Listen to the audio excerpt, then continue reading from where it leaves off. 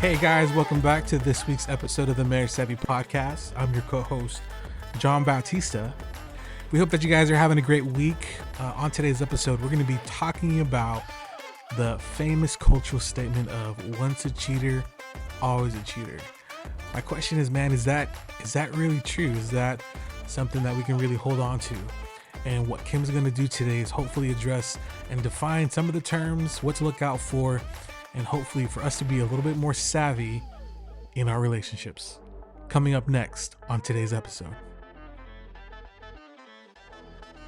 The Marriage Savvy Podcast is for informational purposes only and should not be used to diagnose, treat, or act as medical advice. Always seek the advice of your primary care physician, mental health professional, or qualified health provider with any questions you may have regarding a medical condition and or mental illness. Hey Kim, welcome to the show today. Hey John. How's it going? It's going. Can I tell you something? You remind me of a friend that I have. And she goes to college with me. But anyways, you just remind me of a friend that I have. I think it's the smile.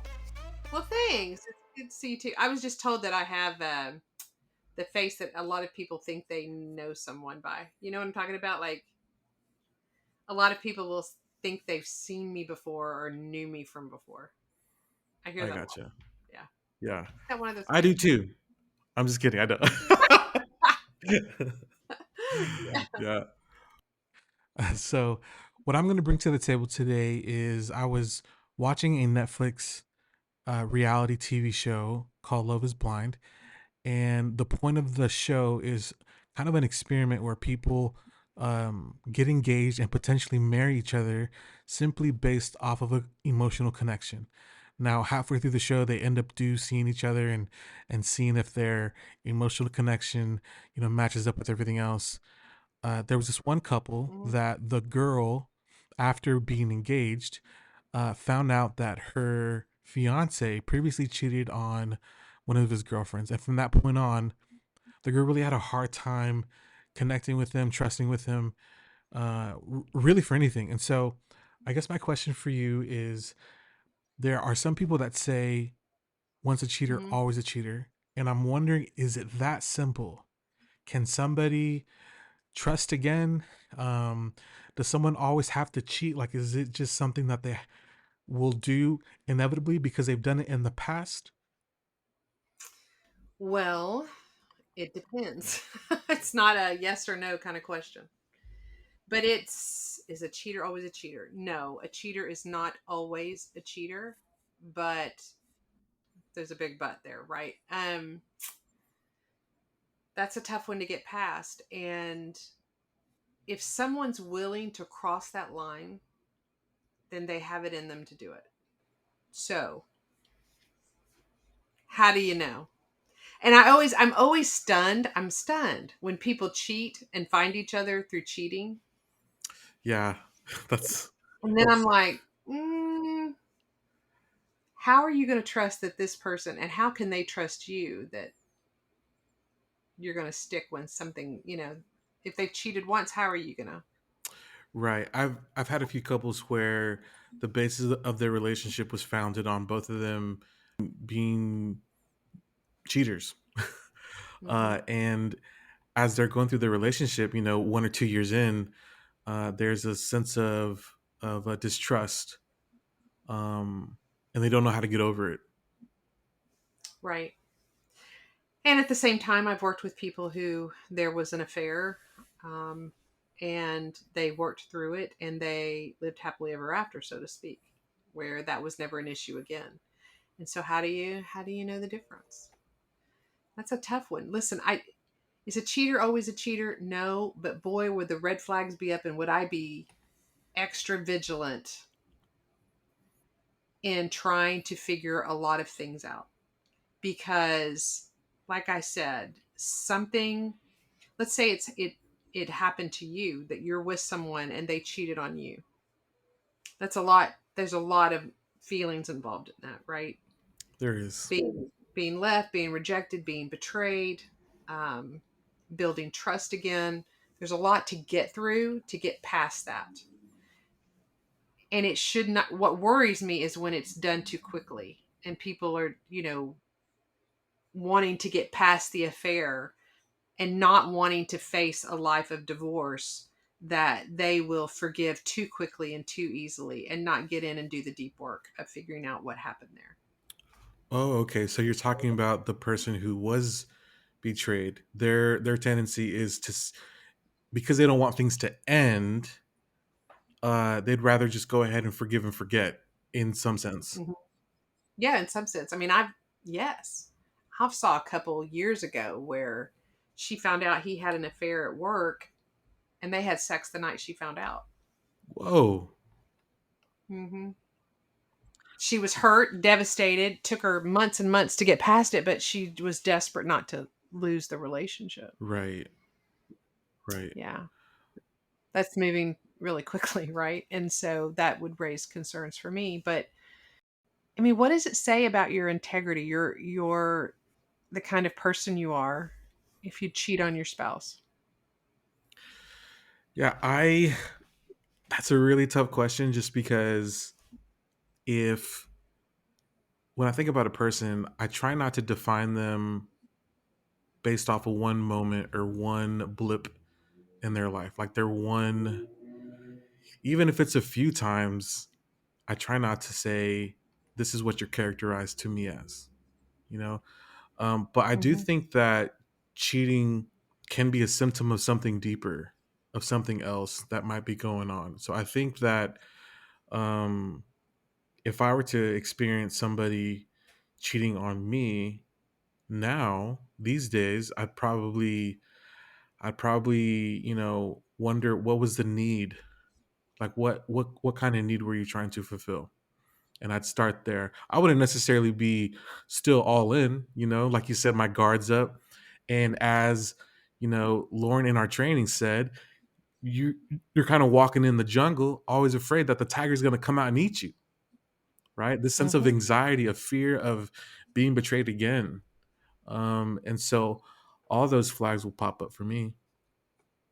Yeah. Well, there's lots of reasons why people cheat.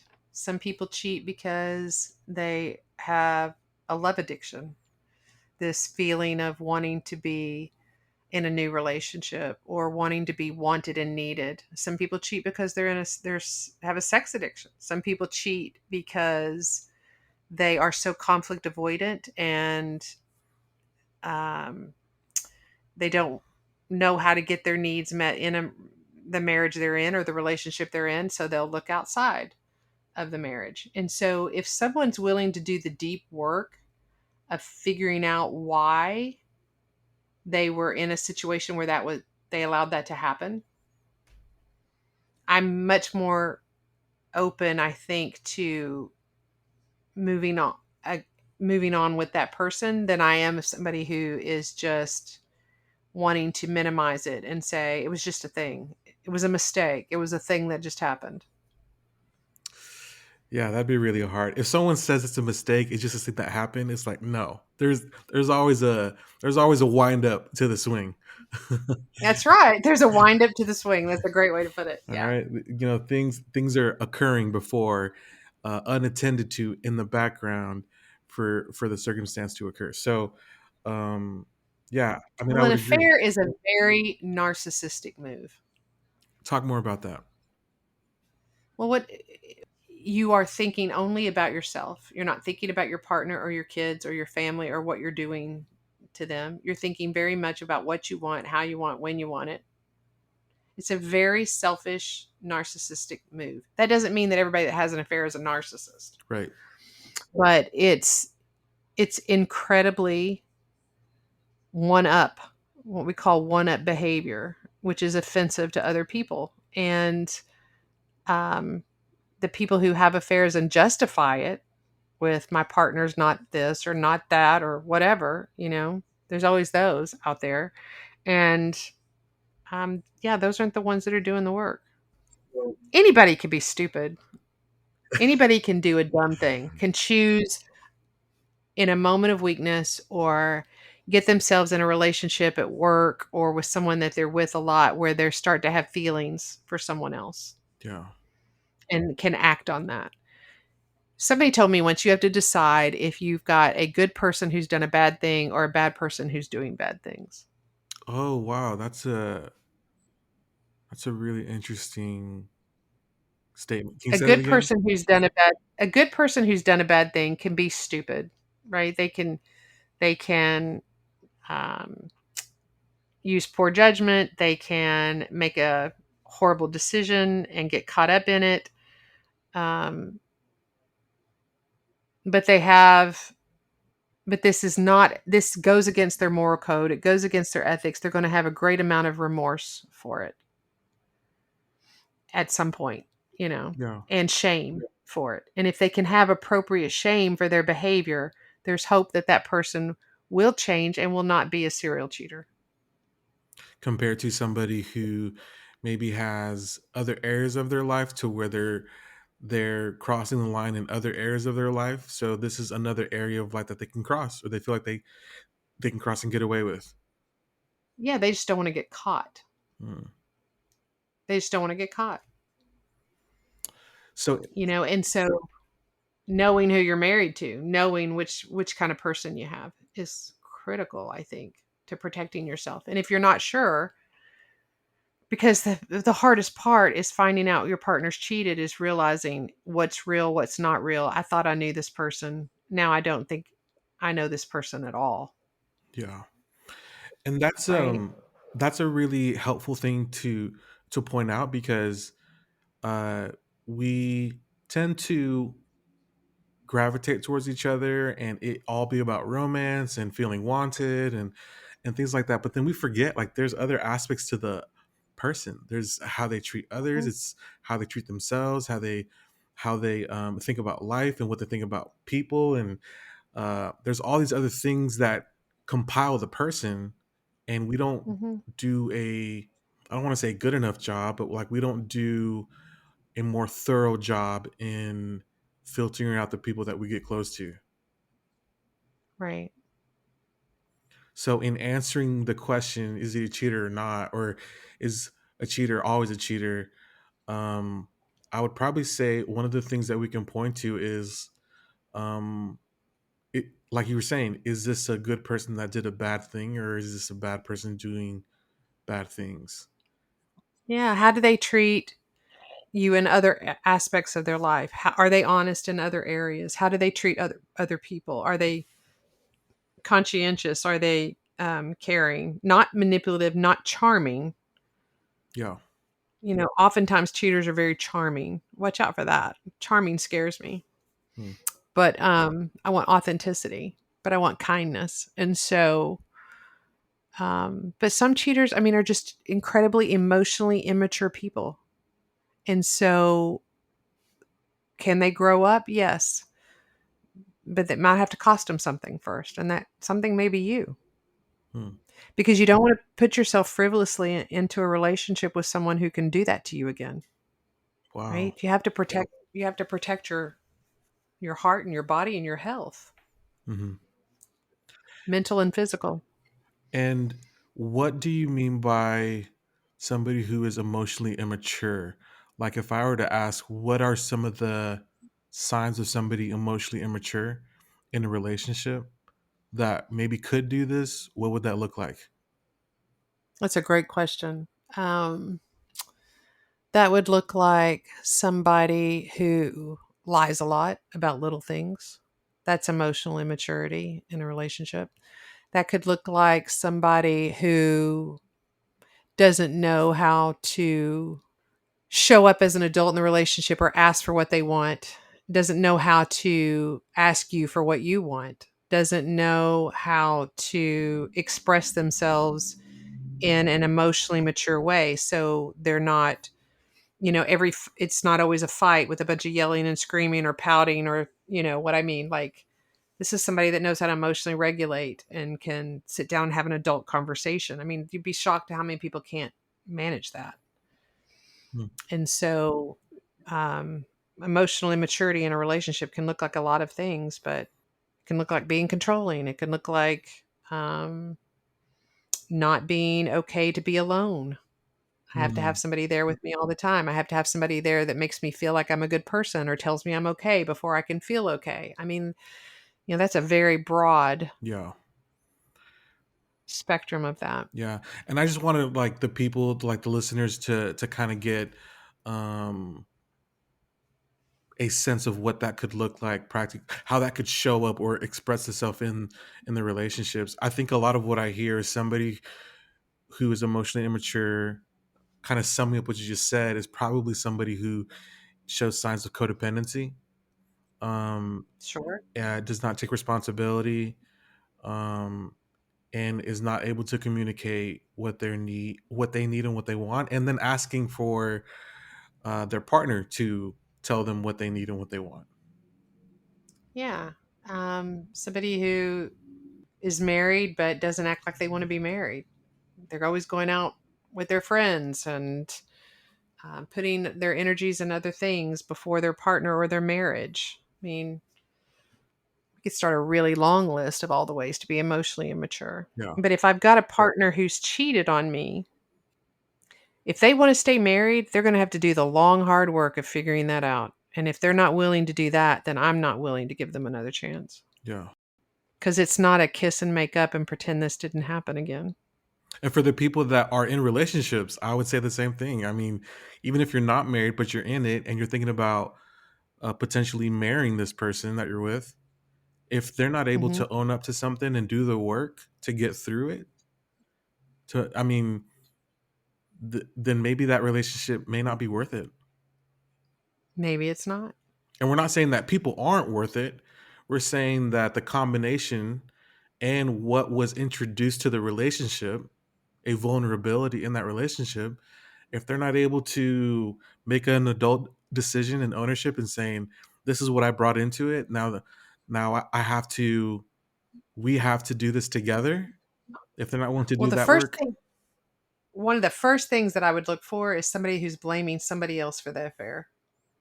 That's a ooh, really good sign to me that they're not ready, that they're not emotionally mature enough to chance this again. that's good. I had an affair because my wife didn't have sex with me. I had an affair because my husband worked too much, didn't come home enough. I had an affair because whatever. Instead of I had an affair because I was an idiot. I had an affair because I made a really dumb choice or I got caught up in something before I realized where this was headed. Um, if they aren't able to take real ownership of that, that's a big red flag. Yeah, absolutely. Blaming someone else for their choices. So, What if somebody has a history of having partners cheat on them and they're in a relationship once again that there's infidelity and it just happens again? What would you recommend somebody in that position? man, it'd be time to really look at why you think you deserve so little that you're with the kind of people that do this. What are you missing? There's got to be signs of disrespect along the way that you've excused, brushed off, minimized, turned a blind eye to because and that's not me blaming that person. It's just saying you deserve so much better. You deserve someone's attention and respect. And it's so important to know that about yourself and what that looks like so that when you're not getting that from someone, you know you're not getting it. Hmm. Yeah, that's a very good point. There's some couples that I had in session where there was infidelity, and within session, in front of their partner, we continue to do the work on valuing ourselves enough to say how much this hurt and Hmm. what they need their partner to do in order to Yeah. feel some sense of safety. Some people love bomb in a relationship. Do you know what love bombing is? I do, but if you can go ahead and define it, because I think a lot of people, especially people on Instagram, man, I see so many slides of definitions, and I'm like, that's not even it. So, can you define it for us? So, love bombing is when someone is inundating you. with positive attention, whether it's compliments or gifts or um, whatever. They really know how to bring on the charm. It's usually very charming, that makes you feel like you're special really quickly and usually really soon in a relationship. And when you get love bombed, it's really easy to feel very good when you're with that person or have access to that person. And so it's easy to turn a blind eye to the red flags. Love bombing is a great, it's a straw man though. And it's usually, I'm not saying that it's never an innocent, enthusiastic response from someone, but it's a huge red flag because it covers up a multitude of sins. Hmm. So just to clarify that, she's not saying that when people show affection or maybe even show a lot of affection early on, that doesn't necessarily mean someone's trying to manipulate somebody through positive attention. It's just saying that, hey, there's it's just asking you to be observant, maybe cautious. Mhm. Be observant and be cautious and monitor yourself in that so you don't get too sucked in too quickly. Yeah. Man. Well, and it's the love bombing. And so it's often inappropriate at inappropriate levels. It's very flattering though, so you have to be on the kind of the lookout for that. It's like too much too soon. Yeah. Too much too soon. Mhm. And to be mindful that we as people, we want to be wanted. Like that's just something that is in us, is that we desire to be desired. So to Mhm. already know that about ourselves while entering a relationship that may be showing signs of love bombing, like that could be really helpful because you're trying to manage expectations and then also be cautious. Yes, to be cautious, to keep your eyes open. Yeah, But is a cheater always a cheater? Not necessarily no. But a cheater that gets off too easily without the hard work, you're asking for trouble. that's good. So maybe the step that you're highlighting for us today is that if somebody does cheat, it one, is there a sense of ownership and remorse, and are they willing to do the work, honest, authentic work, Hmm. in order to keep the relationship and even nourish it? Yes. And are you willing to do the authentic work too with them? Because there's a lot of dynamics that go on in a couple in a relationship that need to be looked at. Oh, for How sure. both of you are how both of you are contributing to the dynamics that made this an environment where that could happen. You Yeah. know what I mean? And the Yeah. way that the betrayed spouse has to now contribute differently to the relationship from the point Yes. of the betrayal, like that's going to take a lot of work. It is going to take a lot of work. That's right. And maybe next episode we'll talk about how to build trust. Okay. Let's do that. That'd be good. I trust that we will. I trust that we will. All right, guys, that wraps up this week's episode. We appreciate you guys tuning in to the Marriage Savvy podcast. Man, we had a really good episode today talking about some of the nuances of this conversation of infidelity and cheating. The cultural statement wants us to be black and white, once a cheater, always a cheater. But what we realize today is that there's a lot of nuance to it. There's emotional maturity that comes into play. There's potential narcissistic tendencies that come into play. There's, is it a good person, making a mistake and doing bad things? Or maybe is it a bad person doing bad things? So a lot of things that we caught from today's episode. We hope that you guys enjoyed it. Make sure you guys tune in next week because we're going to be talking about trust and how to build it even after infidelity. So my name is John Bautista, your co-host of the Marriage Savvy podcast, where being savvy about your marriage could help you not get finessed by it. You guys stay savvy out there, and we will see you guys next week. Peace.